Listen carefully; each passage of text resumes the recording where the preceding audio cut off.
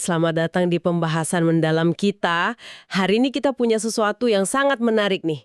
Dari buku Raport, karya Emily dan Lawrence Allison. Mereka ini kan pasangan psikolog forensik ya, pengalamannya udah puluhan tahun. Jadi kita bakal gali wawasan dari sumber yang kaya banget lah ini. Fokus kita hari ini spesifik di bab 1, hubungan bermakna. Jadi kenapa sih hubungan yang punya arti mendalam ini begitu penting buat kita? Kita akan lihat temuan riset psikologi, terus aplikasi di dunia nyata kayak di kepolisian, militer, bahkan refleksi pribadi penulisnya. Nah, ini bagian yang menarik nih. Anda mungkin udah mati-matian jaga pola makan atau rutin ke gym demi kesehatan dan umur panjang kan? Pasti ya. Tapi gimana kalau saya bilang ada faktor lain? Faktor yang dampaknya bisa jadi lebih besar, tapi sering kita abaikan. Buku ini menyajikan bukti yang cukup mengejutkan loh tentang kekuatan koneksi sosial kita. Mari kita bongkar bareng-bareng. Allison, dia sendiri ngaku sebagai seorang introvert sejati. Orang yang sangat menikmati kesendirian gitu. Awalnya dia pikir, wah sendiri tuh enak banget. Tapi seiring waktu dia sadar betul, bahkan buat seorang introvert pun, koneksi sosial itu krusial. Penting banget. Dia punya analogi bagus, kemampuan sosial itu kayak otot.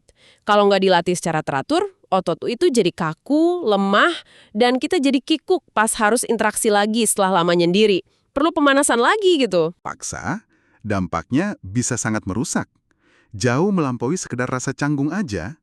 Ada beberapa riset ekstrim yang mungkin kedengarannya agak ngeri ya, tapi justru nunjukin betapa mendasarnya kebutuhan manusia akan hubungan. Salah satunya eksperimen deprivasi sensorik oleh Donald Hebb tahun 1951.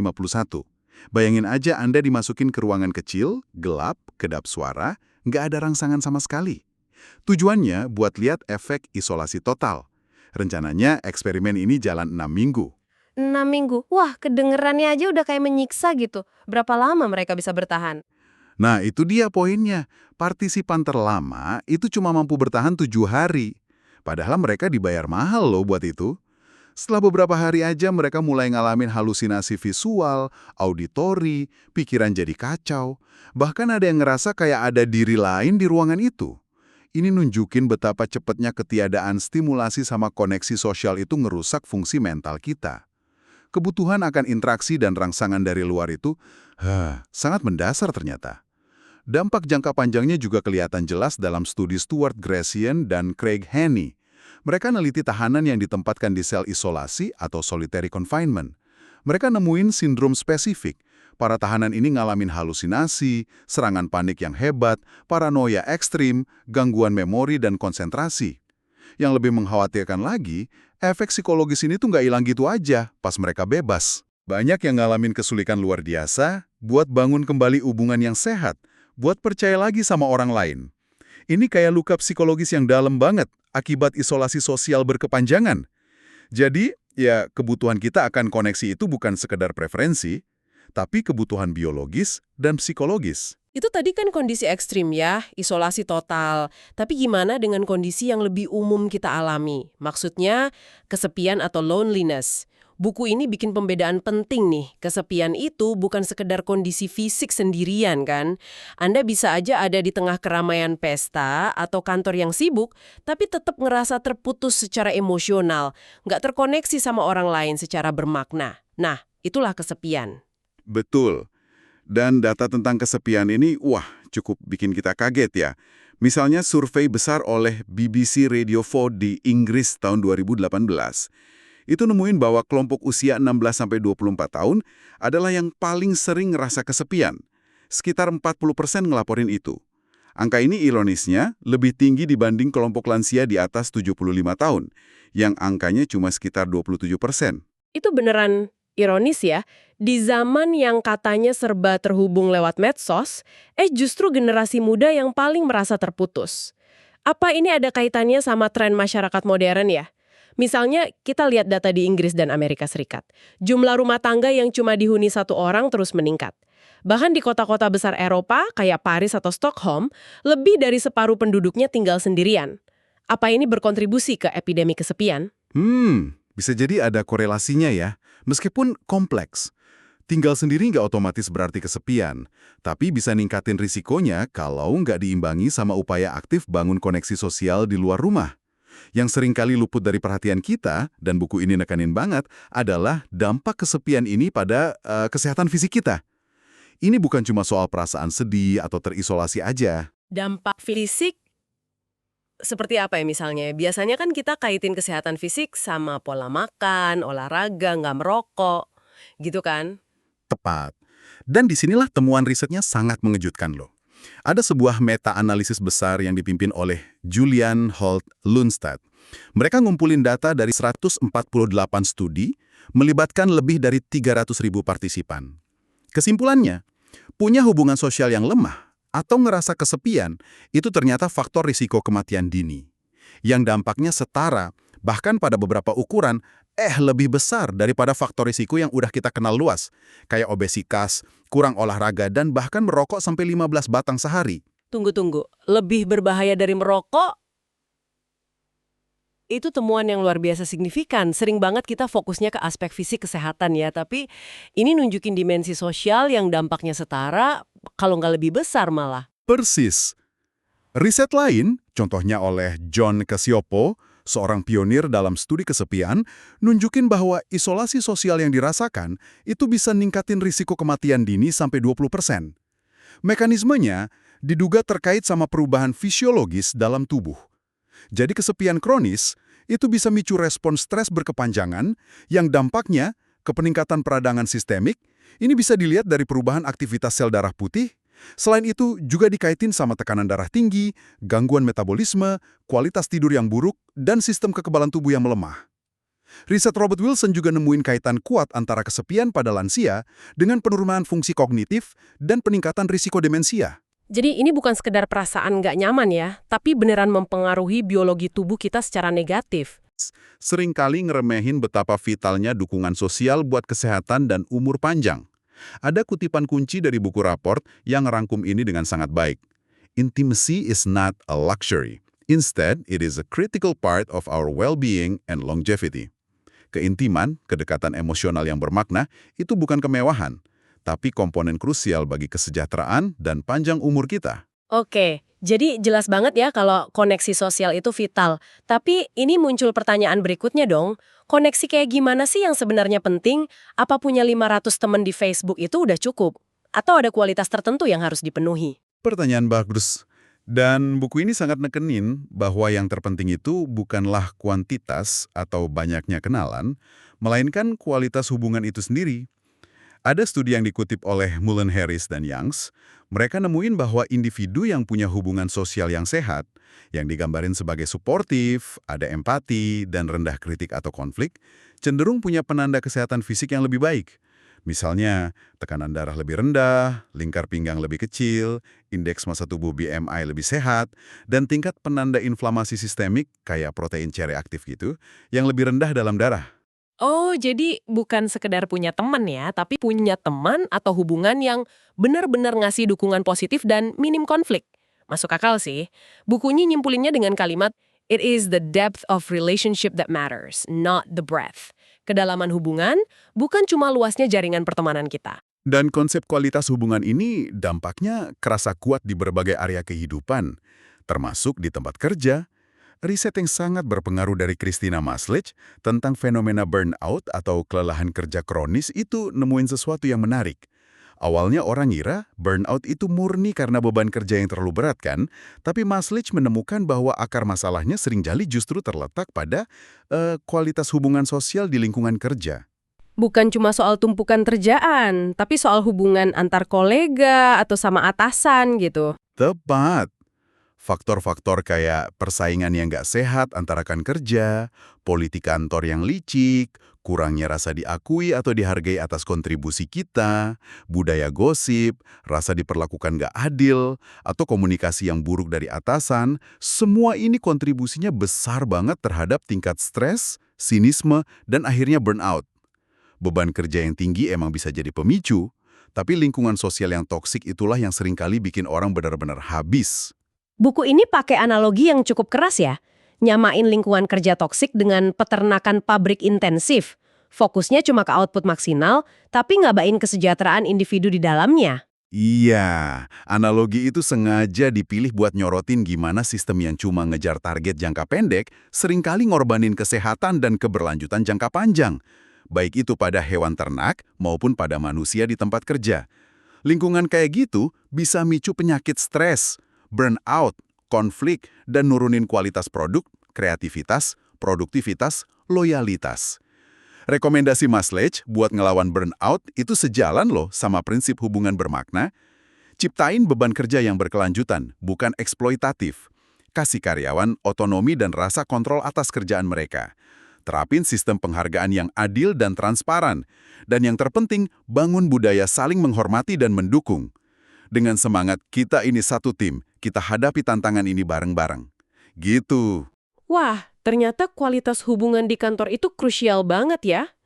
Dan gagasan pentingnya hubungan berkualitas ini, menurut buku ini, fondasinya harus dibangun sejak dini, bahkan sejak masa kanak-kanak. Ada bagian yang ngebahas play dates matter, pentingnya main bareng teman sebaya. Bener, buku ini nyorotin adanya tekanan besar pada anak-anak zaman sekarang buat unggul secara akademis. Fokusnya seringkali ke les tambahan, PR, persiapan tes, yang akhirnya ngorbanin waktu berharga buat main bebas tanpa struktur. Padahal pas main itulah anak-anak belajar keterampilan sosial yang fundamental, kayak negosiasi, giliran aku main ayunan, berbagi, oke, kamu boleh pinjam mainanku bentar, baca ekspresi teman, ngelola konflik kecil, berempati, kamu sedih ya mainanmu rusak? Keterampilan ini kan nggak diajarin di kelas atau diukur dalam tes standar. Dan kurangnya kesempatan ini bisa berdampak jangka panjang ya. Lawrence Ellison sebagai profesor ngelihat ini langsung pada mahasiswanya. Iya, dia cerita pengamatannya, dia ngerasa banyak mahasiswa sekarang, meskipun mungkin pinter secara akademis ya, tapi kerasa kurang dalam hal kreativitas, kemampuan mikir kritis secara independen, dan bahkan integritas. Menurutnya, ini sebagian karena sistem pendidikan kita terlalu terobsesi sama tes dan hafalan. Ngabain pengembangan karakter dan keterampilan interpersonal yang justru penting banget buat sukses di kehidupan nyata dan bangun hubungan sehat nantinya. Jadi investasi pada playdates dan interaksi sosial sejak dini itu sebenarnya investasi buat kapasitas hubungan bermakna di masa depan. Ini semua nenggasin banget ya betapa pentingnya hubungan berkualitas. Tapi mungkin ada di antara Anda yang mikir, saya emang agak kaku kalau sosialisasi atau bangun hubungan dalam itu susah. Nah, kabar baiknya seperti yang ditekankan Lawrence Ellison tadi pakai analogi otot, kemampuan bangun rapo yang merupakan kunci hubungan baik itu bisa dipelajari dan dilatih. Ini bukan bakat bawaan yang cuma dipunya segelintir orang, ini adalah sebuah skill. Betul sekali. Ini adalah keterampilan yang perlu diasah secara sadar. Dan ini mungkin saat yang tepat ya buat sebuah refleksi bagi Anda yang lagi dengerin. Coba, luangkan waktu sejenak buat mikir, prioritas kayak apa yang saat ini Anda berikan buat ngerawat hubungan-hubungan kunci dalam hidup Anda. Hubungan sama pasangan, anak, orang tua, sahabat dekat. Seberapa sering sih waktu buat sekedar ngobrol santai, ketemu teman, nelpon keluarga, atau main bareng anak? Akhirnya kegeser atau bahkan hilang karena tuntutan kerjaan, deadline, atau kesibukan lainnya. Apakah otot hubungan Anda sedang Anda latih, atau justru Anda biarin melemah? Pertanyaan reflektif yang penting banget itu. Karena kalau kita terima bahwa hubungan ini vital buat kesejahteraan kita, maka ngerawatnya seharusnya jadi prioritas, bukan sisa waktu. Buku ini juga nyinggung beberapa contoh upaya konkret buat bangun koneksi di masyarakat. Iya, disebutin secara singkat, inisiatif-inisiatif komunitas yang muncul buat ngelawan kesepian dan bangun koneksi. Misalnya Project Older Women's Co-Housing, di mana sekelompok wanita lansia mutusin buat tinggal bareng dalam satu komunitas yang saling dukung. Atau gerakan Men's Sheds, tempat para pria, seringnya pensiunan ya, bisa kumpul, ngerjain proyek bareng, misalnya pertukangan, sambil ngobrol dan sosialisasi. Ini contoh nyata gimana orang secara proaktif nyiptain ruang buat terhubung. Inti dari semua ini adalah numbuhin rasa memiliki atau belonging.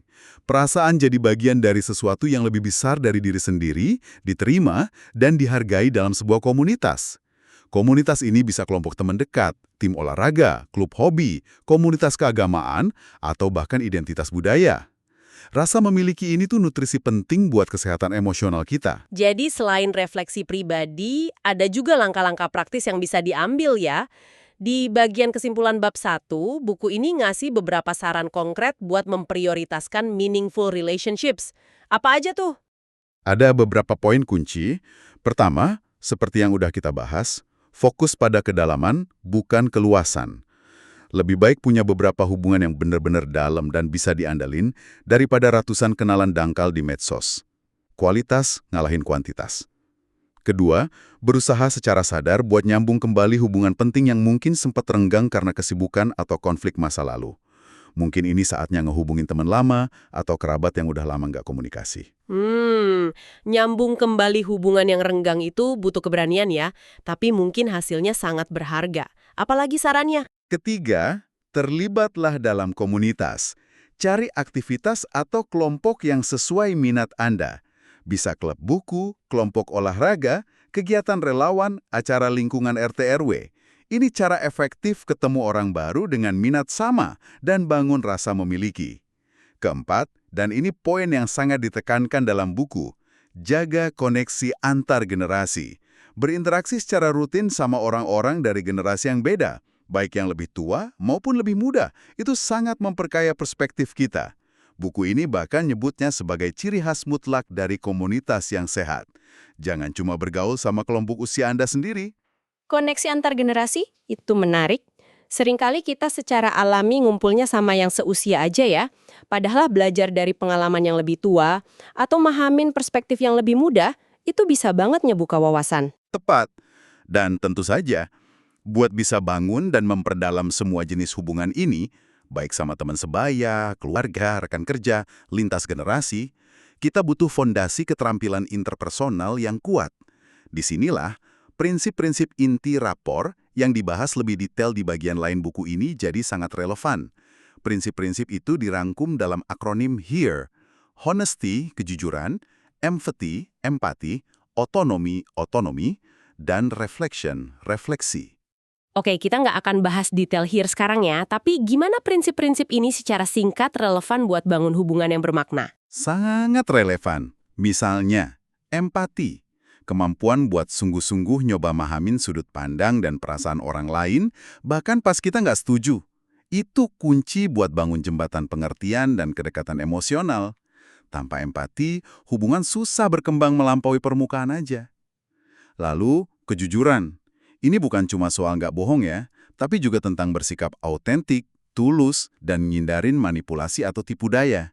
Seperti ditekankan di bagian Why Words Matter dalam buku ini, kejujuran itu bangun fondasi kepercayaan yang mutlak perlu buat hubungan yang mendalam dan langgeng. Kemudian, otonomi. Ngehargain bahwa setiap individu punya hak buat bikin keputusan sendiri, punya pandangan sendiri, tanpa kita paksa atau kontrol. Ini penting biar hubungan kerasa seimbang dan saling menghormati. Terakhir, refleksi. Ini tentang kemampuan dengerin secara aktif dan nunjukin bahwa kita beneran paham apa yang disampaikan orang lain dari hubungan bermakna. Termasuk juga pentingnya pakai bahasa yang mempersatukan, bukan memecah belah. Dan berusaha memahami, bukan berarti setuju ya, bahkan sama orang yang kita anggap musuh atau punya pandangan sangat beda. Oke, jadi rangkuman dari penelusuran kita di bab 1 buku raport ini tampaknya sangat jelas dan kuat ya pesannya. Hubungan yang bermakna itu bukan sekedar pelengkap, bukan gula-gula kehidupan. Ia adalah kebutuhan fundamental bagi kesehatan mental, emosional, dan bahkan fisik kita. Dampaknya mungkin jauh lebih besar dari yang kita sadari selama ini. Setara atau bahkan ngelebihin faktor gaya hidup lain yang sering kita prioritasin. Dan yang terpenting adalah kualitas, kedalaman, serta rasa saling percaya dan mendukung dalam hubungan tersebut. Benar sekali. Dan poin krusial lainnya adalah bahwa bangun dan ngerawat koneksi berkualitas ini butuh upaya sadar. Ini bukan sesuatu yang terjadi otomatis atau bisa dianggap remeh di tengah kesibukan kita. Ia perlu dijadiin prioritas secara aktif. Ini melibatkan investasi waktu, energi emosional, dan juga penggunaan keterampilan interpersonal kayak rapor yang mencakup empati, kejujuran, menghargai otonomi, dan refleksi. Untungnya, seperti ditekankan buku ini, keterampilan ini bisa dipelajari dan ditingkatkan oleh siapa aja yang mau usaha. Ngutip sekali lagi kalimat kunci itu.